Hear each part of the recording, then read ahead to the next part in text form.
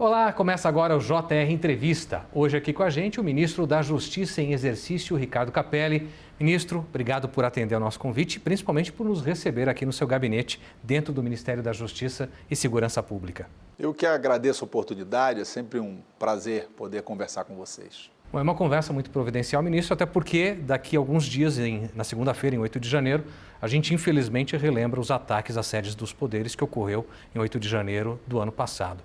Vocês têm monitorado, têm já feito uma série de ações para tentar coibir, eventuais novos ataques. Então a gente gostaria de saber se existe um monitoramento, se algo já foi detectado, já se estabeleceu de movimentos para algum evento que queira relembrar aquela data e, obviamente, como estão os preparativos de segurança para a segunda-feira, dia 8. Olha, até agora não há nada que nos inspire, que gere uma preocupação maior com o dia 8. Acho que a atuação enérgica do presidente Lula, a união que foi gerada no dia seguinte, ao dia 8 de janeiro de 2023, a atuação firme do Supremo Tribunal Federal, estabeleceu um claro limite sobre o que é a manifestação democrática, livre, própria da democracia, que faz bem à democracia, e que isso não se confunde com tentativa de golpe de Estado, com depredação do patrimônio público, histórico, material e imaterial do povo brasileiro. Então, acho que foi colocado um limite claro e, por isso, acho que a gente vai ter, no dia 8, um ato histórico, um ato para celebrar a democracia revigorada, com a presença dos chefes dos três poderes, com parlamentares, deputados, senadores, ministros de Estado, ministros do Supremo Tribunal Federal, das Cortes Superiores, governadores, prefeitos das capitais, presidentes dos tribunais de justiça dos estados, das assembleias legislativas. Então, acho que será um dia de grande festa democrática, de uma democracia revigorada que uniu o povo brasileiro após aqueles ataques inaceitáveis do 8 de janeiro de 2023. O senhor citou o evento, qual é a expectativa do governo e do Ministério da Justiça e Segurança Pública, mais especificamente, para esse evento? Acha que é mais um recado que será dado à sociedade de que esse tipo de evento, como ocorreu há um ano atrás, não será mais tolerado na história do país? Veja, eu não vejo como um recado, eu vejo como um ato de reafirmação dos nossos valores democráticos, um ato de reafirmação de que no Brasil todo mundo pode votar em quem quiser.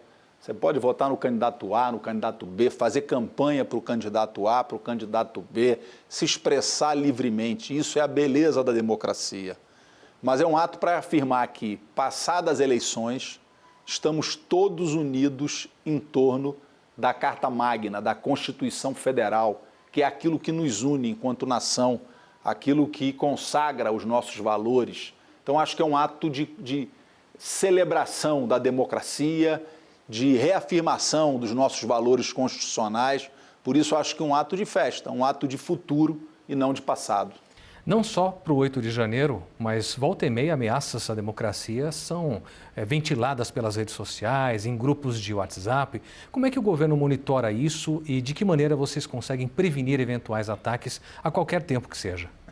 Veja, esse é um trabalho permanente, é um trabalho de rotina que nós fazemos com a Secretaria Nacional de Segurança Pública, com a Polícia Federal.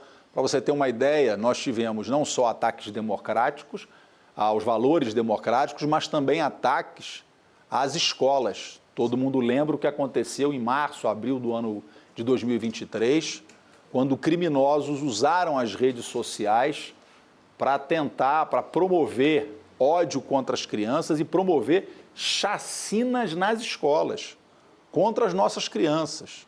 Naquele momento, os nossos laboratórios, o Cyberlab e a Diretoria de Crimes Cibernéticos da Polícia Federal, monitoraram uma série de elementos que estavam incentivando, vejam vocês, crimes, chacinas nas redes sociais contra as nossas crianças nas escolas. Só naquele período, mais de 300 pessoas foram presas, porque estavam ou planejando ou incentivando crimes nas escolas. Então, esse é um trabalho cotidiano que diz respeito aos ataques à democracia, mas também a crimes contra a humanidade inaceitáveis, como são os crimes contra as nossas crianças. Bom, medidas de segurança certamente serão tomadas, né? Quais são, então, os passos de segurança que vocês tomarão em relação ao 8 de janeiro?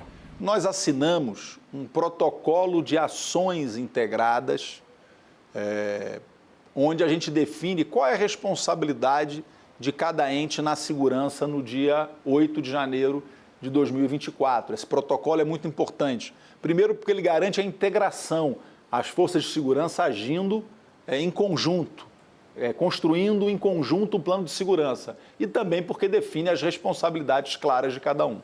Mudando um pouquinho de assunto, ministro, a gente sabe que o projeto Celular Seguro se tornou um sucesso. São mais de 1 milhão de celulares cadastrados, é o número que a gente tem aqui até a última atualização. E, obviamente, agora, no fim de ano, muita gente se beneficiou disso, né?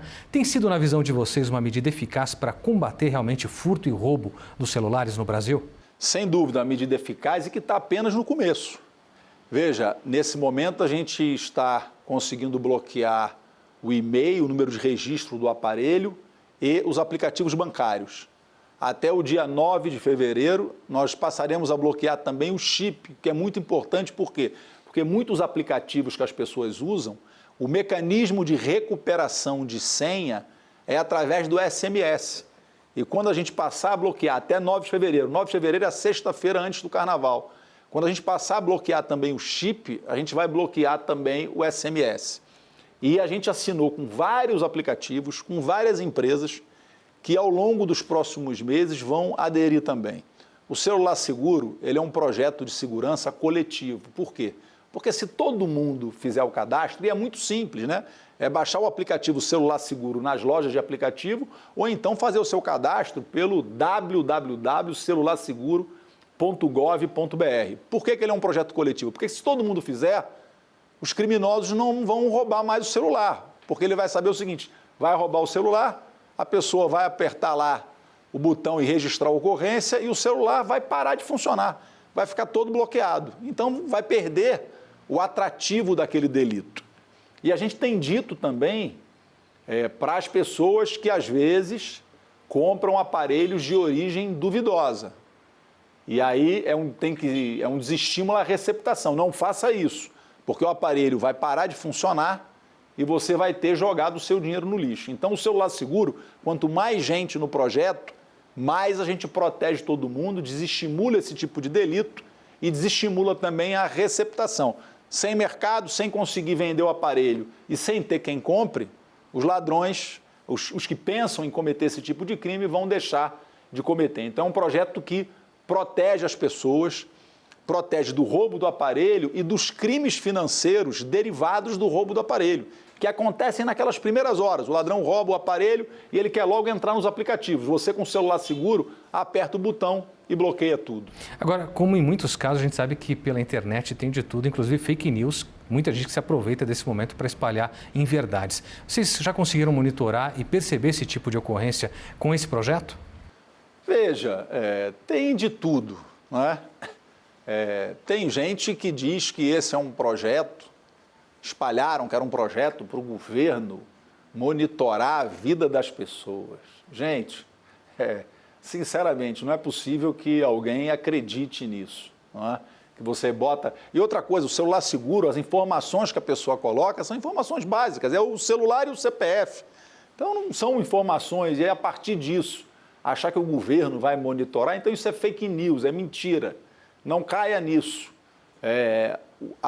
O projeto Celular Seguro, toda empresa também, não só o governo, mas toda empresa que adere, assina um termo se comprometendo a seguir tudo que está consagrado na LGPD, a Lei Geral de Proteção de Dados, aprovada pelo Congresso Nacional. Então, seus dados são seguros, protegidos, e você, ao entrar no Celular Seguro, você se protege. Então, não caia em fake news e participe do projeto. Ministro, falar de um assunto que é extremamente polêmico, a questão de armamento no Brasil. A gente sabe que os dados são, de certa forma, até animadores. A queda de 82% no registro de novas armas no Brasil. Agora, a que se deve, na visão de vocês, essa redução? Olha, essa redução ela acontece centralmente pela decisão do presidente Lula de assinar um decreto no dia 1º de janeiro de 2023, acabando com o liberou geral de armas no Brasil, revogando uma série de normas que permitiam com que pessoas tivessem dezenas de obras de armas, dezenas de armas, fuzis. Veja, por que uma pessoa normal, uma pessoa que tem a sua família, quer ter um fuzil em casa? Então o presidente Lula revogou e essa medida se provou correta. Por quê? Porque todos os índices relacionados à segurança pública tiveram redução. Então caiu o número de homicídios, caiu o número de feminicídios, caiu o número de latrocínio, roubo seguido de morte, caiu o número de roubo de cargas, o número de roubo de carros.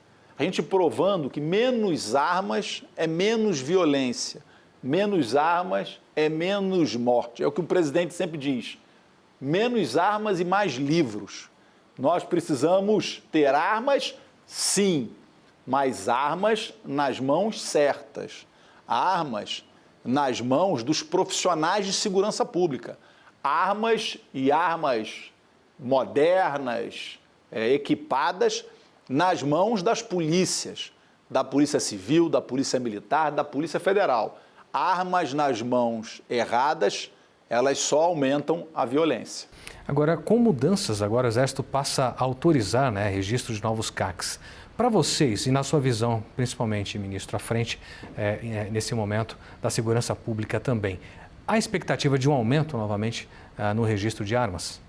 Veja, a legislação, ela mudou bastante, restringiu bastante a utilização dessas armas.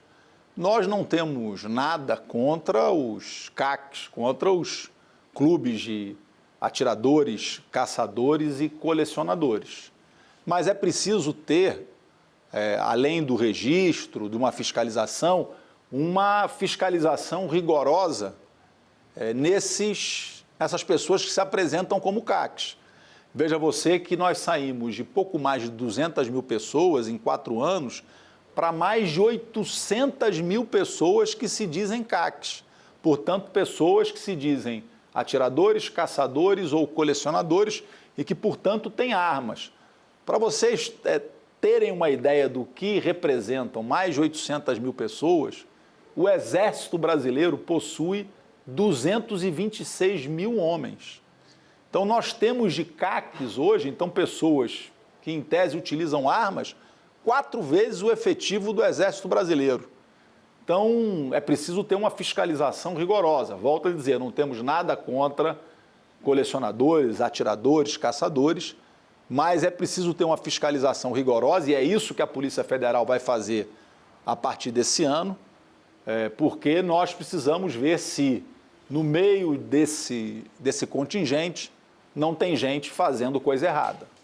O senhor falou sobre a questão da fiscalização. Existem medidas que até o Ministério pode tomar no sentido de controlar esses registros? Veja, tem medidas de fiscalização como, por exemplo, a assiduidade da utilização dessas armas nesses clubes, por exemplo.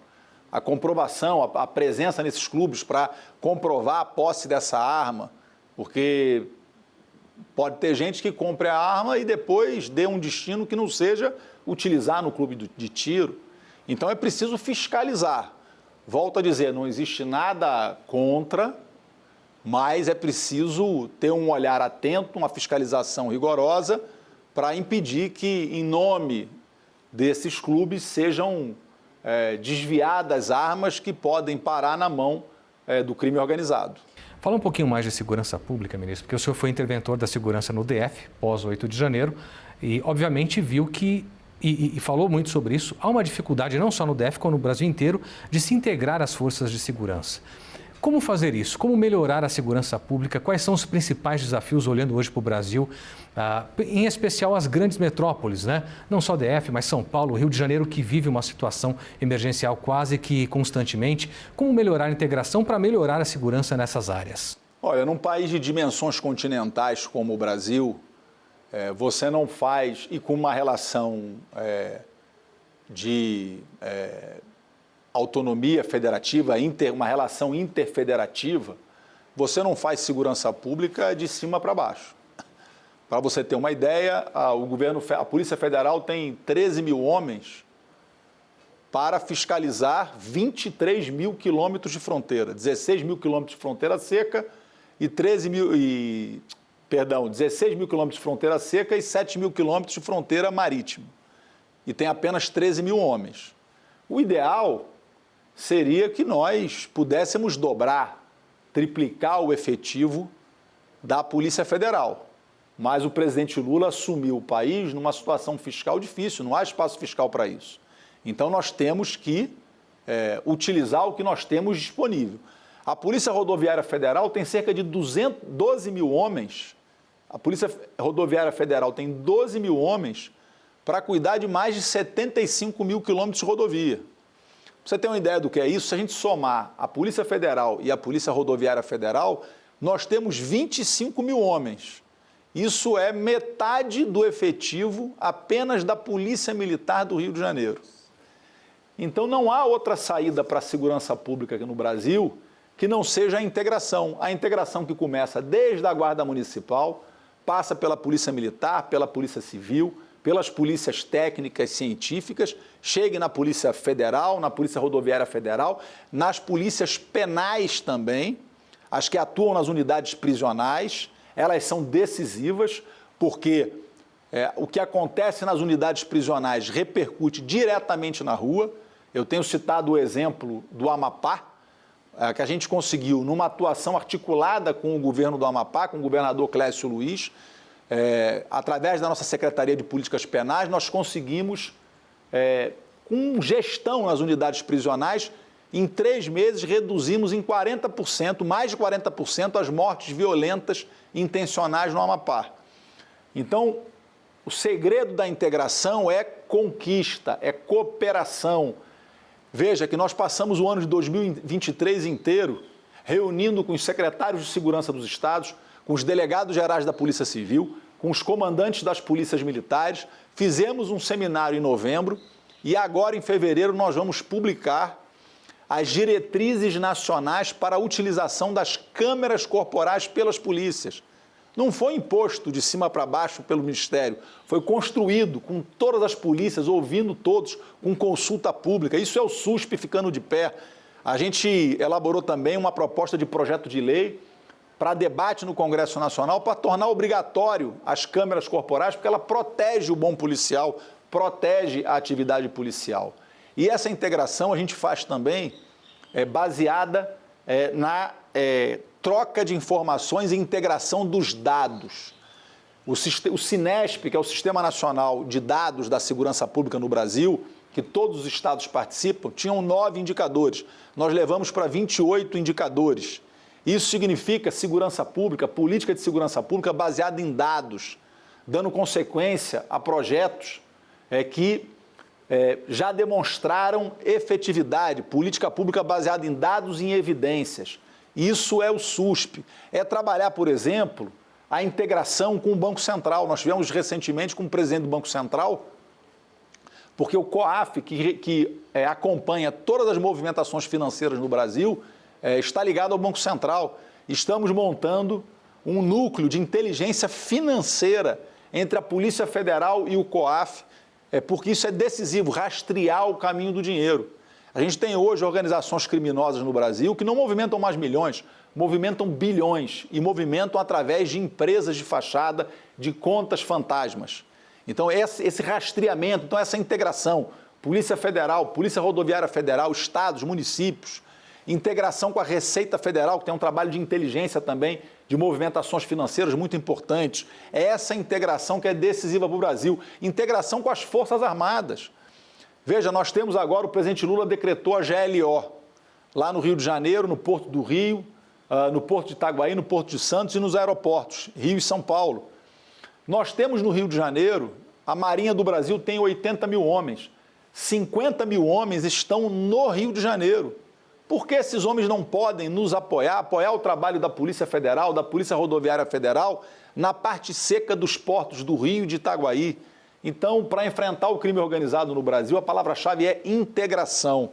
Nós precisamos usar todos os meios disponíveis, dar as mãos, trabalhando com inteligência, baseado em dados e em evidências. Ministro, a gente volta a conversar daqui a pouquinho, porque o JR Entrevista vai agora a um rápido intervalo, mas é bem rapidinho. Eu volto já. Estamos de volta com o JR Entrevista, que hoje conversa com o ministro da Justiça e Segurança Pública em exercício, Ricardo Capelli, que nos recebeu aqui gentilmente em seu gabinete.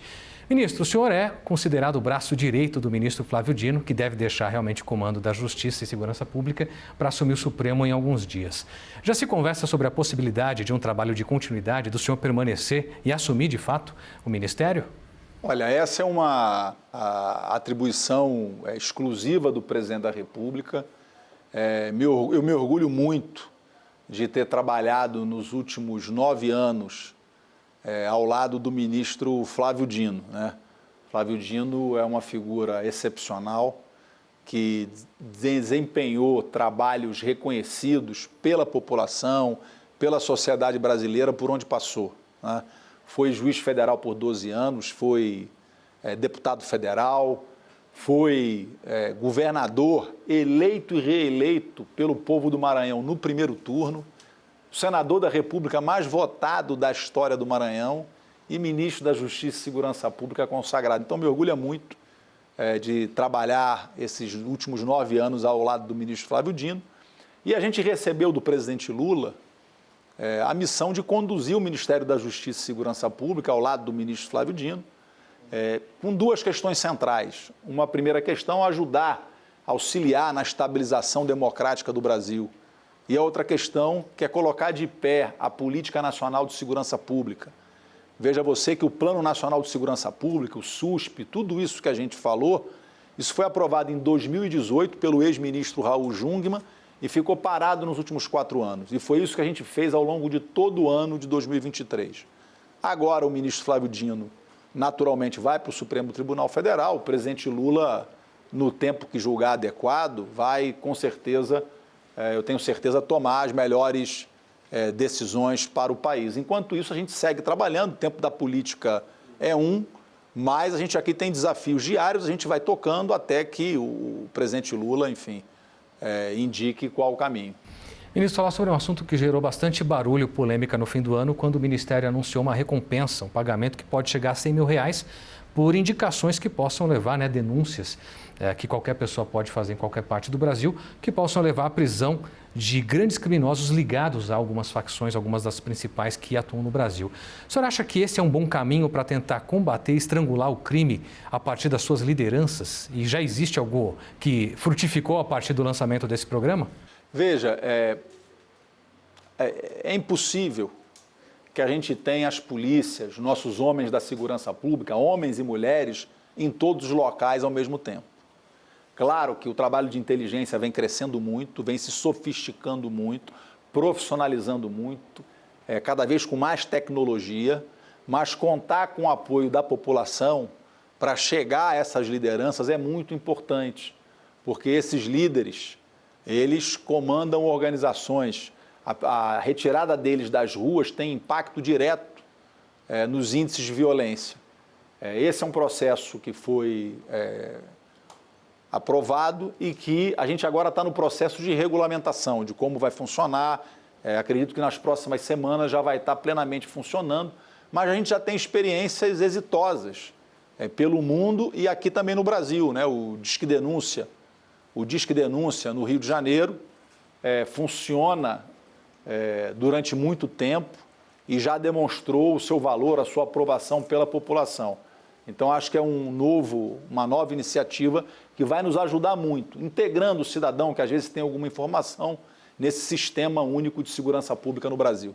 Bom, JR Entrevista conversou hoje com o ministro da Justiça e Segurança Pública em exercício, Ricardo Capelli. Ministro, mais uma vez, obrigado por nos receber aqui em seu gabinete e por todas as informações que trouxe aqui para o nosso público. Eu que agradeço a oportunidade, foi um prazer conversar com você e com todos que nos acompanham. Prazer foi nosso. Obrigado também a você que nos acompanhou, que esteve conosco aqui no JR Entrevista. Até o próximo programa.